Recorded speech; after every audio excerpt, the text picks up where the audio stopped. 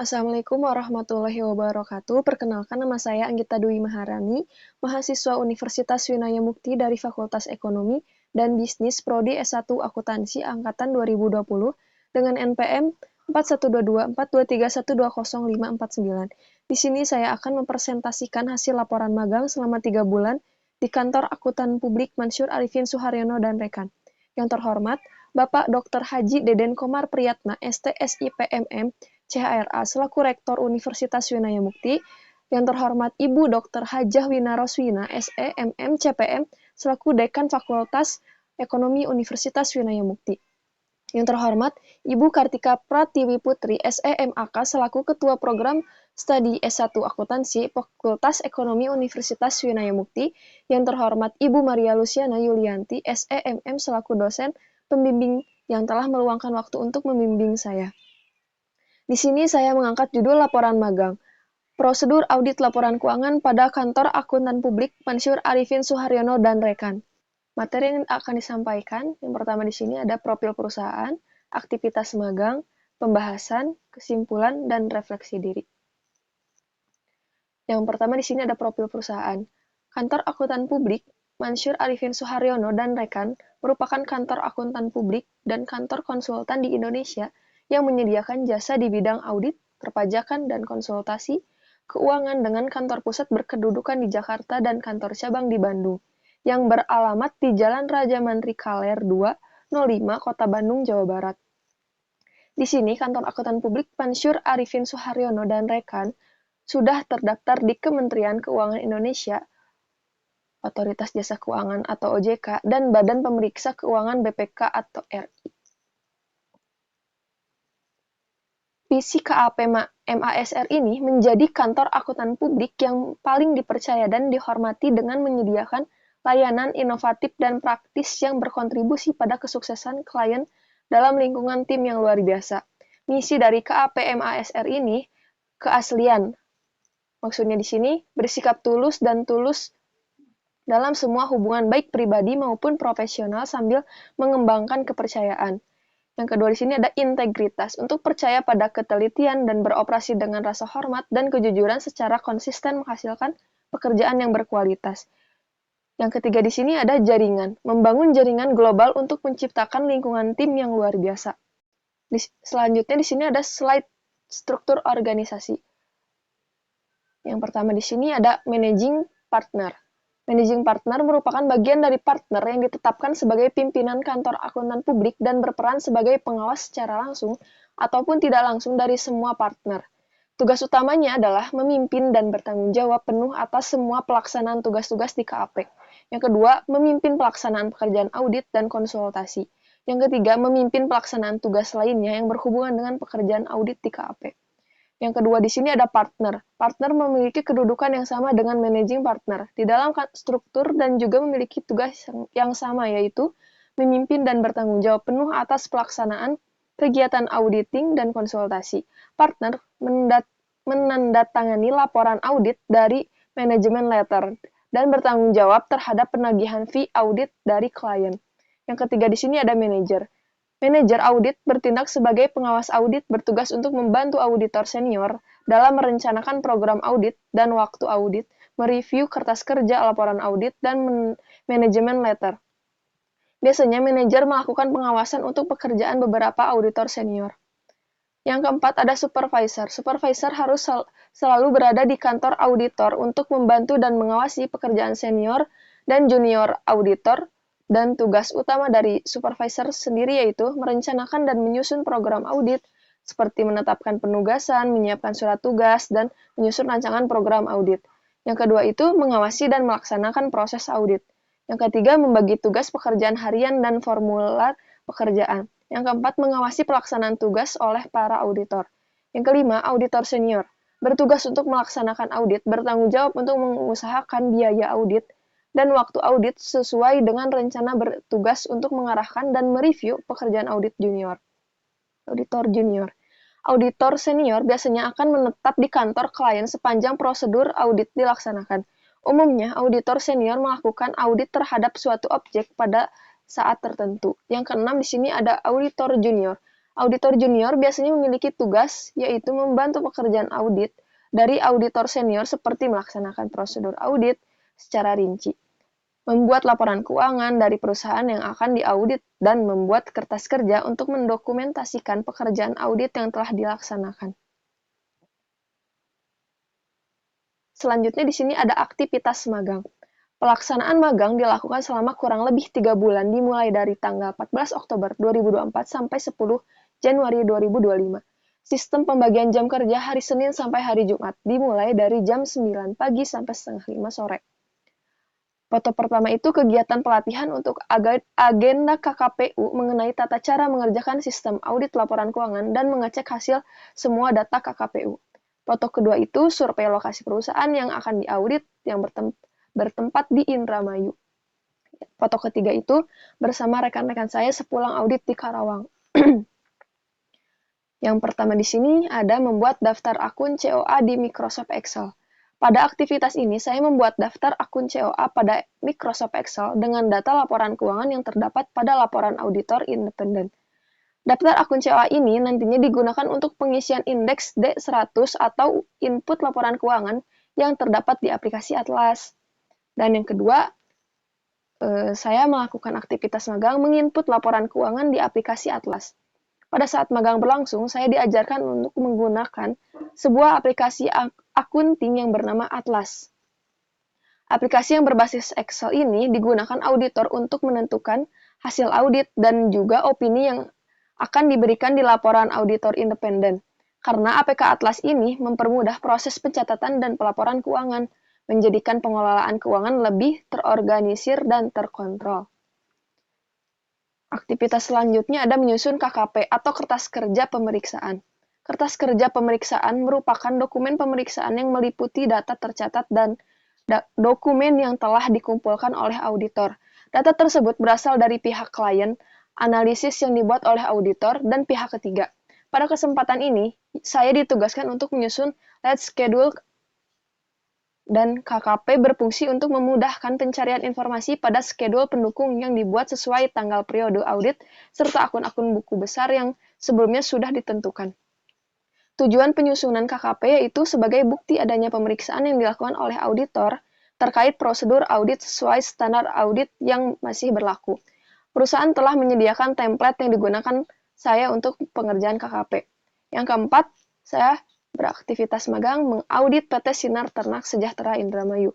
Pada saat magang berlangsung, saya mensurvei secara langsung ke lapangan bagaimana kondisi perusahaan yang akan diaudit serta mencari tahu tentang keakurasian catatan keuangannya dan merekap hasil data seperti memisahkan pembelian dan penjualan ke dalam Microsoft Excel, serta mengecek keseluruhan rekening koran yang terdapat biaya admin lalu dipisahkan ke dalam Microsoft Excel. Aktivitas magang yang terakhir ada audit PT Sumi Rubber Indonesia Karawang. Pada saat magang berlangsung, saya juga melakukan stock of name, cash of name, membuat berita acara, membuat surat konfirmasi, mendata piutang, dan mendata hutang yang terdapat di perusahaan PT Sumi Rubber Indonesia Karawang ini. Slide selanjutnya di sini ada pembahasan. Pembahasan tentang prosedur audit laporan keuangan. Kantor Akuntan Publik Mansyur Arifin Suharyono dan rekan memperoleh izin untuk memberikan jasa profesional dalam praktik akuntan publik. Salah satu jasa profesional yang dilakukan Kantor Akuntan Publik Mansyur Arifin Suharyono dan rekan adalah melakukan audit laporan keuangan. Adapun prosedur audit yang dilakukan dalam pelaksanaan audit laporan keuangan pada Kantor Akuntan Publik Mansyur Arifin Suharyono dan rekan. Ada beberapa tahapan, yaitu yang pertama ada pembuatan cover KKP. Dalam pembuatan cover KKP ini, di dalamnya terdapat data perusahaan yang akan diaudit, meliputi nama klien, tahun buku, penanggung jawab, ketua tim, dan anggota tim. Yang kedua ada audit planning memorandum. Audit planning memorandum ini dipersiapkan secara khusus oleh KAP Mansyur Arifin Suharyono dan rekan berupa dokumen yang disusun oleh auditor sebagai bagian dari perencanaan audit. Fungsi utama dari APM adalah untuk memberikan gambaran umum mengenai ruang lingkup audit yang akan dilakukan, tujuan audit, dan langkah-langkah yang akan diambil dalam proses audit tersebut. Yang ketiga di sini ada audit program. Program audit KAP Mansyur Arifin Suharyono dan rekan Rencana tindakan yang mendokumentasikan prosedur apa yang akan diikuti auditor untuk memvalidasi bahwa suatu organisasi sesuai dengan peraturan kepatuhan. Tujuan dari program audit KAP Mansur Arifin Suharyono dan rekan adalah untuk menciptakan kerangka kerja yang cukup rinci agar dapat dipahami oleh auditor eksternal. Kerangka kerja tersebut harus berisi informasi ujian resmi yang telah diselesaikan, kesimpulan yang dicapai, dan alasan dibalik setiap kesimpulan. Kerangka kerja menjelaskan tujuan, cakupan, dan jangka waktu audit. Program audit juga harus menjelaskan bagaimana kertas kerja, bukti audit yang terdokumentasi akan dikumpulkan, ditinjau, dan dilaporkan. Yang keempat di sini ada membuat formulir hubungan usaha terkait penerapan PMPJ atau prinsip mengenali pengguna jasa. Pada awal melakukan hubungan usaha dalam rangka meyakini kebenaran identitas pengguna jasa dan mengumpulkan informasi serta dokumen entitas, biasanya kami melakukan pertemuan langsung atau tatap muka bersama pemilik entitas. Dan juga kami biasanya melakukan verifikasi dengan cara membandingkan dokumen fotokopi dengan dokumen asli dan melakukan pencairan informasi relevan terhadap entitas tersebut, yaitu status terdaftar di sistem Kementerian Hukum dan HAM Republik Indonesia. Kami biasanya melihat dan mempelajari dokumen pembayaran transaksi, baik tunai maupun non-tunai, pelaku transaksi, nominal transaksi, dan atau tanggal transaksi, yang menunjukkan bahwa transaksi tersebut telah dilakukan dan tidak mengandung informasi atau fakta material yang tidak benar dan tidak dihilangkan informasi atau fakta material. Yang kelima di sini ada surat tugas. Surat tugas audit ini dokumen resmi yang dikeluarkan oleh pihak yang berwenang seperti manajer, direktur, atau pimpinan lembaga untuk menugaskan auditor atau tim audit untuk melakukan audit pada suatu entitas atau area tertentu. Surat ini memberikan wewenang kepada auditor untuk memeriksa, mengevaluasi, dan menilai aspek keuangan, operasional, atau kepatuhan dari entitas yang diaudit. Surat tugas audit biasanya mencakup informasi tentang nama auditor atau tim audit, tujuan audit, waktu pelaksanaan audit, dan sumber daya yang diperlukan selama proses audit. Yang keenam di sini ada surat kerahasiaan. Dokumen hukum yang ditandatangani oleh auditor pada pihak yang diaudit, misalnya perusahaan atau organisasi yang sedang diaudit. Surat ini digunakan untuk memastikan bahwa informasi yang diperoleh selama proses audit tidak akan dibocorkan atau disebarluaskan kepada pihak ketiga tanpa izin. Tujuan utama surat kerahasiaan dalam audit adalah untuk melindungi informasi sensitif yang mungkin diungkapkan atau ditemukan selama proses audit. Surat kerahasiaan merupakan bagian penting dari proses audit yang membantu membangun kepercayaan antara auditor dan pihak yang diaudit serta memastikan perlindungan terhadap informasi yang sensitif. Yang ketujuh di sini ada surat pengendalian mutu. Dokumen yang digunakan untuk memastikan bahwa kualitas audit yang dilakukan memenuhi standar yang ditetapkan. Surat ini biasanya dikeluarkan oleh pihak yang berwenang, seperti manajer audit, tim pengendalian mutu, atau lembaga audit untuk menjamin bahwa proses audit dilaksanakan sesuai dengan prosedur, pedoman, dan kebijakan yang berlaku. Surat pengendalian mutu bertujuan untuk memastikan bahwa audit dilakukan secara profesional, objektif, dan sesuai dengan standar audit yang telah ditetapkan oleh lembaga atau badan pengatur seperti Standar Audit Internasional atau ISA, Standar Profesional Akuntan Publik atau SPAP, atau Standar Operasional Prosedur atau SOP internal perusahaan. Yang ke-8 di sini ada audit plan. Dokumen yang dibuat oleh auditor sebelum memulai proses audit. Rencana ini menguraikan langkah-langkah yang akan diambil oleh auditor dalam melakukan audit, termasuk pendekatan yang akan digunakan, area yang akan diaudit, tujuan audit, serta sumber daya yang diperlukan. Audit plan juga mencangkup penentuan waktu pelaksanaan audit dan strategi yang digunakan untuk mengidentifikasi dan menilai resiko yang ada dalam entitas yang diaudit. Audit plan sangat penting karena membantu auditor untuk memfokuskan upayanya memaksimalkan efisiensi audit dan memastikan bahwa semua area penting dari entitas yang diaudit diperiksa dengan seksama. Yang kesembilan di sini ada internal control questionnaires, alat yang penting dalam proses audit yang digunakan untuk menilai efektivitas pengendalian internal suatu organisasi. Dengan menggunakan ICQS ini, auditor dapat mengidentifikasi kelemahan dalam pengendalian yang ada, menilai resiko yang mungkin terjadi, dan memberikan rekomendasi untuk memperbaiki sistem pengendalian internal yang ada. Ini adalah bagian integral dalam memastikan bahwa organisasi beroperasi dengan efisien, mematuhi peraturan yang berlaku, dan mengurangi potensi kesalahan dan penipuan. Yang ke-10 di sini ada KKP per akun. Dokumen yang digunakan auditor untuk mencatat dan mengorganisir hasil pengujian atas transaksi atau saldo dalam setiap akun yang tercatat di laporan keuangan entitas yang diaudit. KKP per akun digunakan untuk mendokumentasikan semua prosedur audit yang diterapkan, bukti yang diperoleh, serta penilaian auditor terhadap setiap akun atau transaksi tertentu yang diuji selama audit. Tujuan utama dari KKP per akun adalah untuk memastikan bahwa hasil audit dapat dipertanggungjawabkan dan sesuai dengan standar audit yang berlaku. Yang ke-11 di sini ada manajemen representation letter, dokumen yang sangat penting dalam proses audit yang berfungsi untuk memperoleh konfirmasi resmi dari manajemen mengenai integritas laporan keuangan dan data yang disediakan selama audit. Surat ini juga membantu auditor untuk mendapatkan bukti tambahan dalam menyusun opini audit mereka, meskipun tidak dapat berdiri sendiri sebagai bukti utama dalam audit. Yang ke-12 ada pembahasan hasil audit dengan klien. Bagian penting dari proses audit yang membantu mengkomunikasikan temuan audit, menjelaskan isu-isu yang ditemukan, dan merencanakan langkah-langkah perbaikan.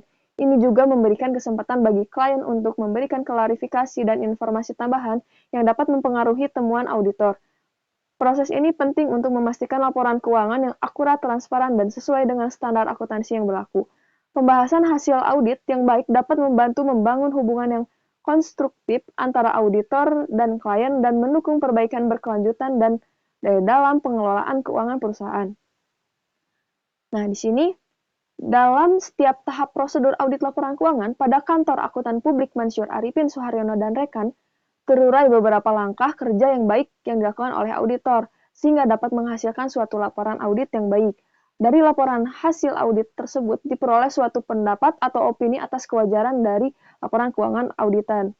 Namun, dalam pelaksanaan prosedur audit laporan keuangan pada kantor akuntan publik Mansyur Arifin Suharyono dan rekan, terdapat beberapa masalah yang menghambat jalannya prosedur seperti pada tahap pelaksanaan pengujian audit, para auditor cukup sulit untuk mengumpulkan bukti audit, dan ketidaksiapan klien dalam mempersiapkan dokumen rincian laporan keuangan yang akan diaudit. Nah, di sini ada kesimpulannya. Namun, permasalahan yang dialami dapat ditangani seperti auditor melakukan permintaan kepada klien untuk mencabut pembatasan ruang lingkup audit jika hal itu membuat para auditor kesulitan untuk mengumpulkan bukti audit. Lalu, jika terdapat ketidaksiapan klien dalam mempersiapkan dokumen rincian laporan keuangan yang akan diaudit, sebaiknya auditor melakukan komunikasi kepada klien dan mengirimkan permintaan data kembali untuk menindaklanjuti prosedur audit agar rencana dan program audit yang telah disusun dapat berjalan dengan baik. Yang terakhir, refleksi diri. Magang di kantor akuntan publik Mansyur Arifin Suharyono dan rekan selama 3 bulan telah memberikan saya pengalaman yang berpengaruh terhadap perkembangan pribadi dan profesional saya. Selama periode ini, saya tidak hanya mempelajari hal-hal teknis yang berkaitan dengan dunia akuntansi dan auditing, tetapi juga belajar tentang pentingnya komunikasi, kerjasama tim, serta etika profesional yang harus dimiliki oleh seorang akuntan. Berikut ini adalah beberapa refleksi diri saya mengenai pengalaman magang ini. Yang pertama ada pembelajaran tentang kerjasama tim.